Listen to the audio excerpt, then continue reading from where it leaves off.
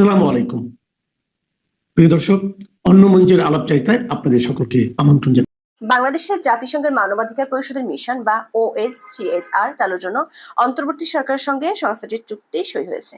3 বছর মেয়াদী মিশন চালুর জন্য 18 জুলাই সমঝোতা স্মারক সই হয়। তবে চুক্তি হওয়ার আগে থেকেই বাংলাদেশে জাতিসংঘের মানবাধিকার হাই কমিশন খোলার বিষয়ে রাজনৈতিক মহলে নানা বিতর্ক তৈরি হয়েছিল। অনেক রাজনৈতিক দল এই সিদ্ধান্তের বিষয়ে আপত্তিও জানিয়েছিল। এমনকি দেশের আইন শৃঙ্খলা বাহিনীও সরকার উপদেষ্টা পরিষদের বেশ কয়েকজন সদস্য এ বিষয়ে কড়া আপত্তি জানিয়েছিল। এর বিরোধিতা করে চাকরি হারাতে হয়েছিল পররাষ্ট্র সচিব জসিমউদ্দিনকে। বিশেষ করে বাংলাদেশের জাতীয় মানবাধিকার কমিশনকে গত 8 মাস ধরে অচল করে রাখা হয়েছে।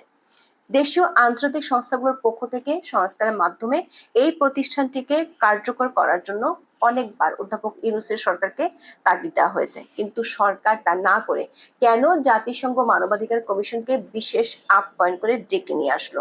এর পেছনে আছে বেশ কিছু রহস্য। কারণ বিশ্লেষকদের মত হলো, সংস্কার দেশের অভ্যন্তরীণ বিষয় এবং জাতিসংঘ মানবাধিকার কমিশন অফিস হলে তা বিশ্বে দেশের ভাবমূর্তি ক্ষুণ্ণ করবে। এছাড়া বিনিয়োগ হারানো সহ বৈশ্বিক নানা সুবিধা থেকেও বঞ্চিত হবার শঙ্কা তৈরি হবে। বিস্তারিত জানতে চলুন যাওয়া যাক বিশ্লেষণ।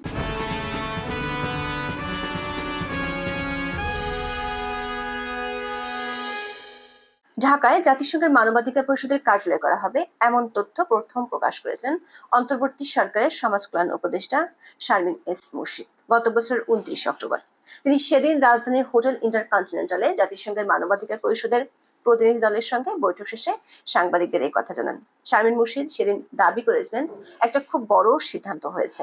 জাতিসংঘের মানবাধিকার পরিষদের একটা কার্যালয় চালু হবে। কার্যালয় চালু হলে সবচেয়ে বেশি যে সুবিধা হবে তা হলো মানবাধিকার লঙ্ঘনের যে ক্ষেত্রগুলো মানবাধিকার পরিষদ সরাসরি তদন্ত করতে পারবে। কিন্তু এমন প্রস্তাব উপদেষ্টা পরিষদে তোলার পরই তাতে বাদশা দেন পররাষ্ট্র উপদেষ্টা তৌহিদ হোসেন। পররাষ্ট্র উপদেষ্টা যে বিরোধী ছিলেন সেটি তার সবশেষ কথায় স্পষ্ট হয়ে গিয়েছিল। গত 3রা জুলাই সাংবাদিকরা প্রশ্ন রেখেছিলেন, জাতিসংঘের মানবাধিকার কার্যালয় কি বাংলাদেশের জন্য ভালো হবে? এমন প্রশ্নের জবাবে পররাষ্ট্র উপদেষ্টা বলেছিলেন, এটির বিচার আমি করতে চাই না। দর্শক খেয়াল করে দেখুন, পররাষ্ট্র উপদেষ্টা যখন বলছেন বিষয়টি বাংলাদেশের জন্য ভালো হবে কিনা সে বিচার তিনি করতে চান না, এর অর্থ কি তাহলে বর্তমান অন্তর্বর্তী সরকারও বিচার ও বিবেচনা ছাড়াই ঢাকায় জাতিসংঘ মানবাধিকার পরিষদের কার্যালয় স্থাপনের অনুমতি দিল? সূত্রগুলো বলছে, বাংলাদেশের জাতিসংঘ মানবাধিকার কমিশনের অফিস খোলার বিষয়ে পররাষ্ট্র মন্ত্রণালয়ের আপত্তি আর বিরোধিতার জল বহু দূর গড়িয়েছিল। প্রধান উপদেষ্টার দপ্তর থেকে এই প্রস্তাব পররাষ্ট্র মন্ত্রণালয়ে গেলে বাদশা দেন তখনকার পররাষ্ট্র সচিব জসিমউদ্দিন সহ মন্ত্রণালয়ের একাধিক কর্মকর্তা।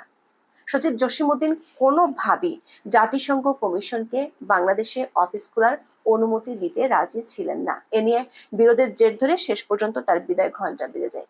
একই সময় রাখাইনে মানবিক করিডোর দেওয়ার ইস্যুটি নিয়েও জসিমউদ্দিনের আপত্তি ছিল, কিন্তু অধ্যাপক ইউনূসের চাপে শেষ পর্যন্ত পররাষ্ট্র মন্ত্রণালয়কে রাজি হতে হয়। তার আগে 4বার খসড়া চুক্তিটিতে ঘষামাজা করা হয়। আইন শৃঙ্খলা বাহিনীগুলোর আপত্তির জন্য স্বরাষ্ট্র উপদেষ্টা জাহাঙ্গীর আলম চৌধুরীও এর বিপক্ষে কথা বলেন। তবে উপদেষ্টা শারমিন মুর্শিদ, নূরজাহান বেগম, আদিলুর রহমান, আসিফ নজরুলের চাপে স্বরাষ্ট্র ও পররাষ্ট্র উপদেষ্টার আপত্তি আমলেই নেননি ডক্টর মোহাম্মদ ইউনূস। উপদেষ্টা পরিষদের বৈঠকে খসড়া প্রস্তাব যাতে অনুমোদন হয় সেজন্য আসিফ নজরুল চাপ দেন। গত 29 জুন জাতিসংঘের কাছে চূড়ান্ত প্রস্তাবটি পাঠানোর আগেই আসিফ নজরুল তড়িঘড়ি করে সংবাদ সম্মেলন করেন। সেখানে তিনি সাংবাদিকদের জানান, কান্ট্রি অফিসটি স্থাপনের খসড়া প্রস্তাবে নীতিগত অনুমোদন দিয়েছে অন্তর্বর্তী সরকার। ঢাকায় প্রাথমিকভাবে 3 বছরের জন্য কার্যালয়টি স্থাপন হচ্ছে। শেষ পর্যন্ত গত 18 জুলাই জেনেভা থেকে জাতিসংঘের মানবাধিকার হাই কমিশন অফিস জানিয়েছে, বাংলাদেশ সরকারের পক্ষে পররাষ্ট্র সচিব আসাদ আলম সিয়াম ও জাতিসংঘের মানবাধিকার বিষয়ক হাই কমিশনার ভলকার তুর্ক সমঝোতা স্মারকে সই করেছেন। শুধু সরকার উপদেষ্টা নয়, কিছু রাজনৈতিক দলের পক্ষ থেকেও এ নিয়ে আপত্তি ছিল। বিশেষ করে কয়েকটি ইসলামিক রাজনৈতিক দল এ নিয়ে আপত্তি জানিয়েছিল। এই আপত্তিগুলো কেবল রাজনৈতিক বিরোধিতার মধ্যে সীমাবদ্ধ ছিল না, বরং এর পেছনে গভীর আদর্শিক ও কৌশলগত উদ্বেগও কাজ করেছে। হেফাজতে ইসলাম বাংলাদেশ এই কার্যালয় খোলার সরকারি সিদ্ধান্তের তীব্র বিরোধিতা করেছে, এটিকে চরম আত্মঘাতী বলে মন্তব্য করেছে এবং অন্তর্বর্তী সরকারকে এই সিদ্ধান্ত থেকে সরে আসতে আহ্বান জানিয়েছে। বামপন্থী দলগুলো এর বিরোধিতা করেছে। বাংলাদেশের কমিউনিস্ট পার্টি বা সিপিবি বাংলাদেশে জাতিসংঘের মানবাধিকার কমিশনের অফিস স্থাপনের বিরোধী। তারা বলছে, কোনো একটি দেশ যদি দীর্ঘমেয়াদে সংকটে পড়ে যায় তাহলে জাতিসংঘ মানবাধিকার কমিশনের অফিস প্রয়োজন হয়, কিন্তু বাংলাদেশ তো এমন কোনো দীর্ঘমেয়াদী সংকটে পড়ে নাই যে তাদের অফিস লাগবে। সমালোচকরা মনে করেন এই ধরনের কার্যালয় স্থাপন করা হলে তার দেশের উপর একটি চাপ সৃষ্টি করবে এবং বিভিন্ন ক্ষেত্রে সরকারের কাজে বাধা সৃষ্টি হতে পারে। বিশ্লেষকদের মত হলো সংস্কার দেশের অভ্যন্তরীণ বিষয় এবং জাতিসংঘ মানবাধিকার কমিশন অফিস হলে তা বিশ্বে দেশের ভাবমূর্তি ক্ষুণ্ণ করবে। এছাড়া বিনিয়োগ হারানো সহ বৈশ্বিক নানা সুবিধা থেকেও বঞ্চিত হবার শঙ্কা তৈরি হবে। আন্তর্জাতিক সম্পর্ক বিশ্লেষক ইমতিয়াজ আহমেদ বলেন, অস্থায়ী বলে কিছু নেই, একবার তারা ঢুকে পড়লে জাতিসংঘকে সরানো মুশকিল হয়ে যাবে। একেবারে ঘরোয়া বিষয়, জাতিসংঘের কিন্তু সেই ম্যান্ডেট নেই।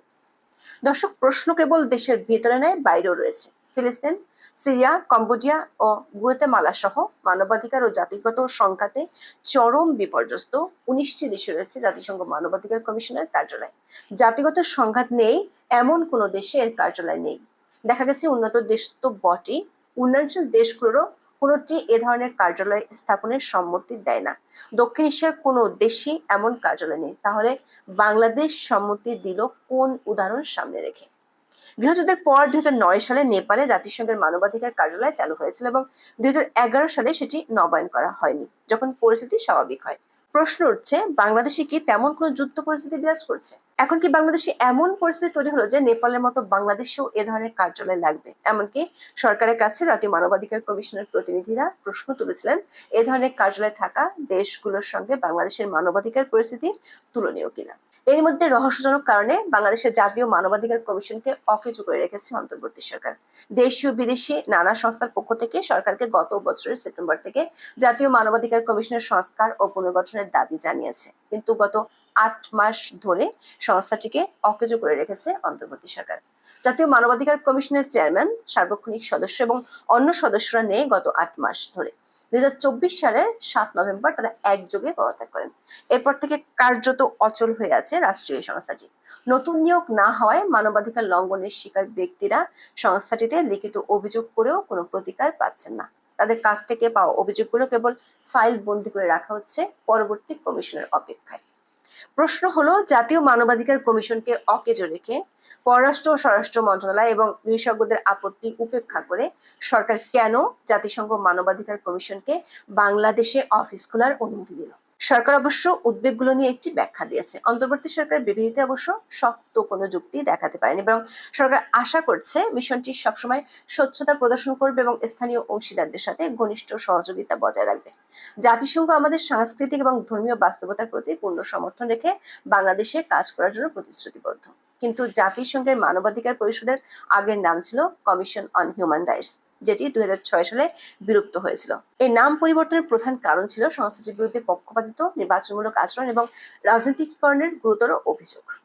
দর্শক, প্রধান উপদেষ্টার দপ্তরের ফেসবুক পেজে বিবৃতি পোস্ট করা হয়েছে।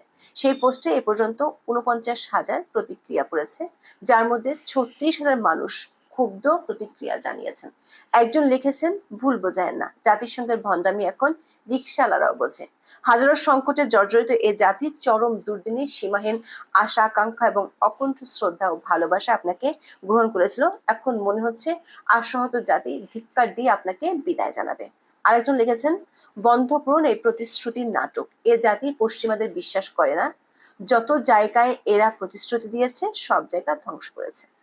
দর্শক, সরকার কেন এই অনুমতি দিয়েছে সেটি পাওয়া যাবে উপদেষ্টা শারমিন মুর্শিদের কথায়। গত বছর 29 অক্টোবর উপদেষ্টা শারমিন মুর্শিদ সাংবাদিকদের বলেছিলেন, রাজনৈতিক দলগুলোর মাধ্যমে নিজেদের অপরাধের তদন্ত হয় না। রাজনৈতিক দলগুলো ক্ষমতায় আসে, চলে যায়, তারা যদি নিজেদের অপরাধের তদন্ত করে সে তদন্ত তো হয় না। নাগরিক সমাজ থেকে যখন তদন্ত করা হয় অথবা সত্যটা যখন তুলে ধরা হয় তখন তাদের উপর নির্যাতন আসে এবং নানা চাপের মুখে থাকতে হয়। সে কথাগুলো ব্যক্ত করা যায় না, রিপোর্টও করা যায় না। এখন কি তাহলে রাজনৈতিক দলগুলোর গলায় ঘন্টি বাঁধার জন্যই শারমিন মুর্শিদের প্রস্তাবনায় জাতিসংঘের মানবাধিকার কমিশনকে ডেকে আনা হচ্ছে? সূত্রগুলো বলছে, গত বছর অক্টোবরে ভলকার টুর্ক যখন বাংলাদেশ সফরে এসেছিলেন তখনই এই অফিস খোলার বিষয়টি চূড়ান্ত হয়েছিল। তুর্কের শর্ত ছিল জুলাই আন্দোলনের সময় সংঘটিত হত্যাকাণ্ড ও সহিংসতার প্রতিবেদন পেতে হলে বাংলাদেশকে এই অফিস খোলার অনুমতি দিতে হবে। সে অনুযায়ী জাতিসংঘ প্রতিবেদন দিয়েছিল, কিন্তু সে প্রতিবেদনে বেশ কিছু সুপারিশ ছিল আইন শৃঙ্খলা বাহিনীগুলোকে নিয়ে। সরকারের পক্ষে সেসব সুপারিশ বাস্তবায়ন সম্ভব নয়। জাতিসংঘের অফিস খুলে বাহিনীগুলোর বিরুদ্ধে সেসব সুপারিশ বাস্তবায়ন করতে চায় সরকার, এমন আভাস ভলগার তুর্কের বিবৃতিতেও আছে। তুর্ক বলছে, এখন আমার অফিসকে আমাদের তথ্য অনুসন্ধান প্রতিবেদনে প্রদত্ত সুপারিশ বাস্তবায়নে আরো ভালোভাবে সহায়তা করতে সক্ষম করবে। দর্শক, সে সুপারিশে ছিল র্যাবকে বিলুপ্ত করে দেয়া, সামরিক বাহিনী সহ অন্য বাহিনীর অনেক সদস্যকে মিশন থেকে ফেরত আনা। এর অর্থ হলো শুধু রাজনৈতিক দল নয়, দেশের আইন শৃঙ্খলা বাহিনীর সদস্যরা মোটা দাগে বিপদের মুখে পড়তে যাচ্ছে।